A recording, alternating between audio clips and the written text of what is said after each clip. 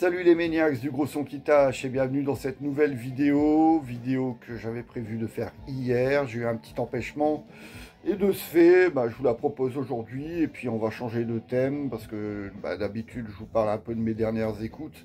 Là on va partir en 1984, 1984 en quelques dates importantes, c'est les JO de Los Angeles, c'est le sacre de l'équipe de France pour son premier Euro. C'est la mort du petit Grégory, et puis en musique, y a plein de bonnes choses. L'explosion de la New Wave, notamment en France, qui fait que le hard rock perd un peu de sa superbe, de sa popularité, comparé aux années 81-82. En 1984, ça a beau être l'explosion du hard US et la confirmation de grands noms, les ventes de disques en France sont moindres, c'est certain. AC/DC ou même Iron Maiden vendaient 200 voire 300 000 albums de The Number of the Beast, ou même beaucoup plus pour AC/DC avec For the Battle Rock. C'est loin d'être le cas. Je pense que Power Slave, par exemple, paru en cette année 84, il a atteint difficilement les 100 000 ventes. Donc voilà. Oui, Loki, tu vas m'écouter. 1984 en quelques disques, c'est parti les maniacs. C'est tout d'abord, bien sûr, le hard US qui éclate, qui explose avec Rat et son premier album qui succède au mini LP auto-intitulé et autoproduit, donc paru sur leur label Time Cost Music, je pense. Donc là, Atlantic se charge de Rat pour quelques albums et sort donc ce premier album Out of the Cellar, produit par Beau Hill, le producteur de Winger de Europe. C'est lui qui produit Prisoners in Paradise, je pense. Et donc là, Rat et Out of the Cellar. Superbe album de hard US avec les tubes et la voix de Stephen Percy immédiatement reconnaissable.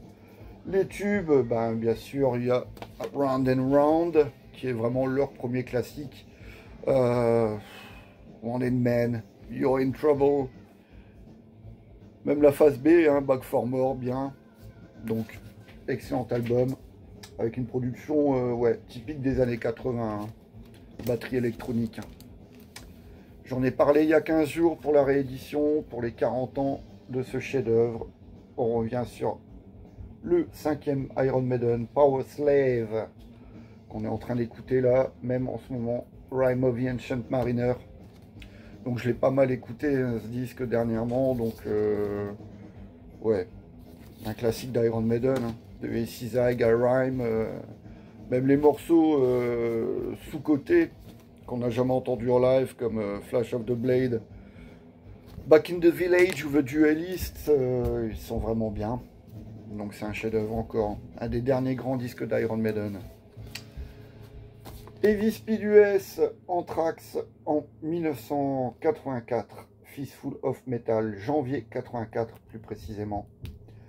Unique album avec Dan Spitz, Dan Lilker, le futur Nuclear Assault, et Brutal Truth à la basse, et unique album avec le chanteur Neil Turbin. Dan Spitz, lui, est là pour un bon moment, tout comme bien sûr Scott Ian et Charlie Benante qui sont toujours là.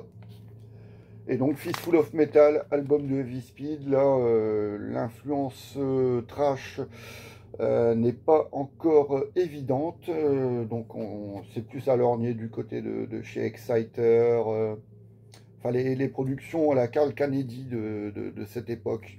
Donc comme il a sorti Violence and Force, il y a quelques similitudes avec Fistful of Metal de par le son. J'aurais tendance à penser que l'album commence vraiment avec la 4e piste, parce que bon, Death Rider et Metal Thrashing Mad, ce sont deux classiques, mais je les ai trop entendus. La reprise à Meitin est sympa, mais sans plus. L'album commence vraiment avec le Ultra Speed, Faster than the Speed of Light, comme dirait l'autre.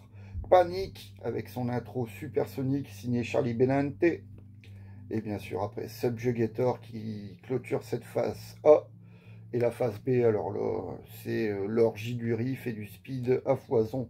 Soldiers of Metal, Anthrax, Across the River, qui est un co-instrumental et qui enchaîne donc Howling Furies et Death from Above.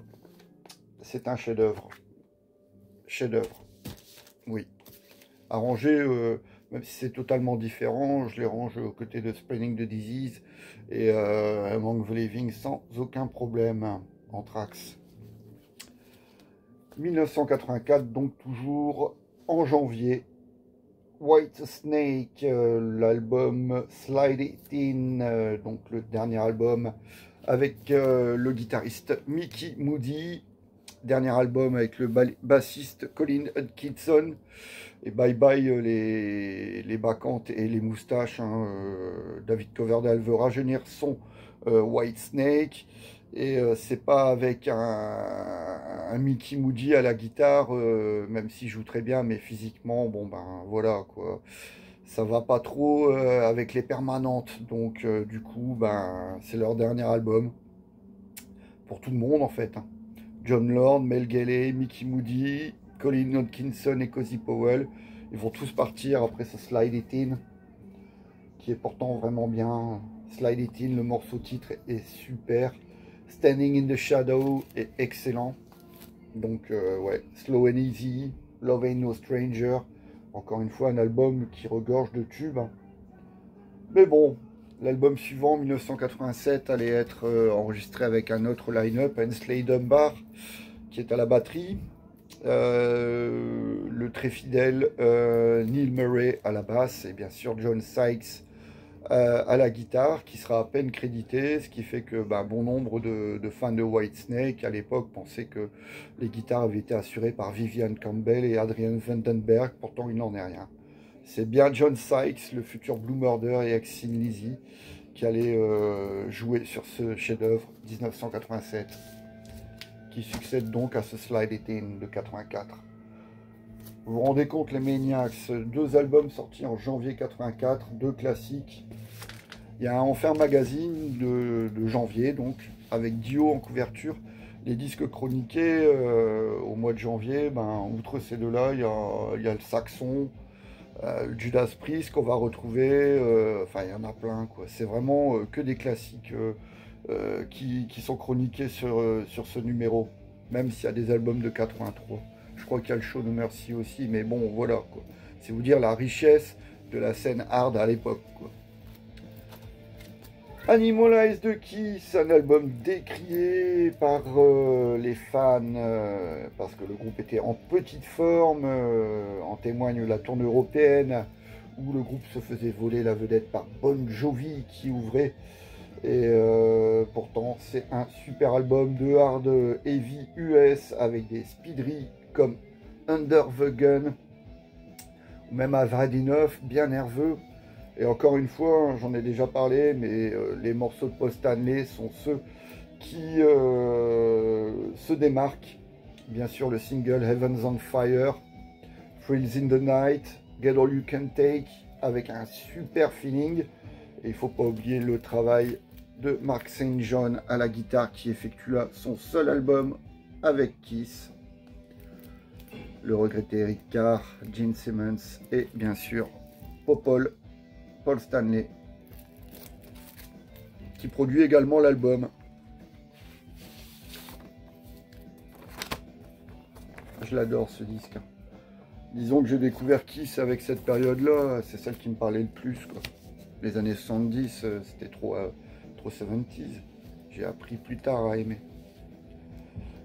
Déjà évoqué dans une autre vidéo, le premier album génial, le Wasp, de Blackie Lawless, avec bien sûr que des tubes, j'avais déjà dit, hein. The Flame, Love Machine, I Wanna Be Somebody, Tormentor, c'est voilà quoi, magnifique. Un EP, peut-être le meilleur EP de l'histoire du métal, Haunting the Chapel de Slayer, hein, avec le Chemical Warfare qui ouvre la face A de ce disque. Et puis bien sûr Captor of Sin et Haunting the Chapel. 3 inédits, 3 classiques. Ouais. C'est le EP que tous les groupes de métal auraient souhaité sortir en fait. Chez Roadrunner. Metal Blade pour les États-Unis. Bon, on ne peut pas oublier le Metallica le second Ride the Lightning, qui ne fait que confirmer les espoirs qu'on a placés en ce groupe, leader de la scène Heavy US, s'il vous plaît. Donc Fight Fire with Fire, Ride the Lightning, Creeping Death, Escape. Escape est génial. J'adore ce disque, bien sûr. Comme nous tous, les Hardos. On retourne chez Roadrunner, deuxième album Roadrunner, donc qui sort le Merciful Fate Don't Break the Off, le dernier album avant la séparation du groupe et la reformation pour In the Shadows en 93. Donc là, c'est toujours Hank Sherman, toujours Michael Dunner, toujours Timmy Hansen, Kim Rose à la batterie et bien sûr le King aux vocals, King Diamond. Magnifique album de heavy occulte avec le morceau Desecration of Souls, voilà, qui fait vibrer tous les hardos, tous les métalleux, et une influence majeure pour les groupes extrêmes. Dio, deuxième album également, The Last in Line avec Vivian Campbell, Vinny Appice, Claude Schnell et Jimmy Bain qui accompagne Rudy James au chant. Passage Vertigo. Deuxième album et une totale réussite. The Re-Rock à Egypt. The Chains Are On. Sans oublier One Night in the City. Hit Your Heart Out. Evil Eyes. À part Mystery, que j'aime pas trop. Bof, bof. Judas, toujours en janvier 84, Defenders of the Faith, avec le classique The Sentinel, toujours produit par Tom Allom. Bon, drôle de prod, hein, encore une fois, batterie, je sais pas si c'est une boîte à rythme ou une batterie électronique, mais la caisse claire, bon, on dirait qu'elle a pris l'eau, quoi. Mais rien que pour The Sentinel. Ouais, les Maniacs, il y a des choses à dire sur ce disque, et pas en bien. Il est super, hein. Il y a des super morceaux, bien sûr. Donc, outre The Sentinel, Free Will Burning, Jawbreaker, Rock Hard Ride Free, c'est tous des super morceaux. Somets Are Gonna Roll.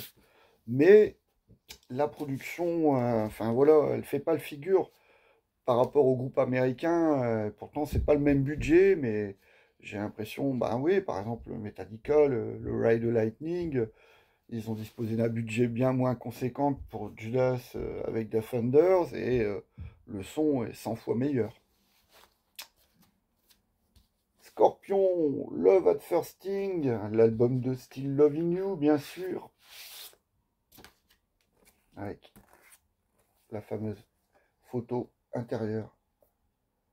Magnifique, hein. Super la coupe de Rudolph, hein. Il a vraiment fait fort. Qu'est-ce qu'ils sont beaux, qu'est-ce qu'ils sont beaux. Super album, encore une fois. Je me répète, mais bon, c'est une musique super. Donc Bad Boys Running Wild, Rock You Like a Hurricane, magnifique morceau, un vrai hit et qui vieillit super bien. Coming Home, As Soon as the Good Times Roll, la face B de Still Loving You. Donc j'écoutais plus la face B que la face A. Et produit bien sûr par l'inévitable Dieter Dierks. Et pour finir, quelques albums sortis chez nous en cette année 84. Satan Jokers, un album mi-heavy, mi-FM. Alors il y a des speedries comme Bienvenue au Sabbat, La Marche Hérétique, morceaux bien heavy comme Adrien. Et à côté de ça, il y a des morceaux très, très chansons françaises, très variétoches, comme Pas Fréquentable, Trop fou pour toi, Par habitude. Mais ce sont des bonnes chansons, donc on leur pardonne, on les pardonne.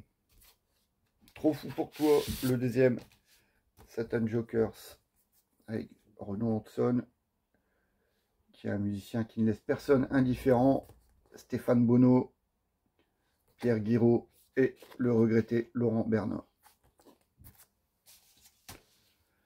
Vulcain ensuite, sur Devil's Records, les débuts vinyliques de Vulcain, Rock'n'Roll Secours, Alors avec bien sûr la digue du cul, qui est devenue un standard de leur concert, Ebony, les damnés, Pilouface, le fils de Lucifer. Ah oui, le fils de Lucifer, le tout petit gamin sorti tout droit des enfers.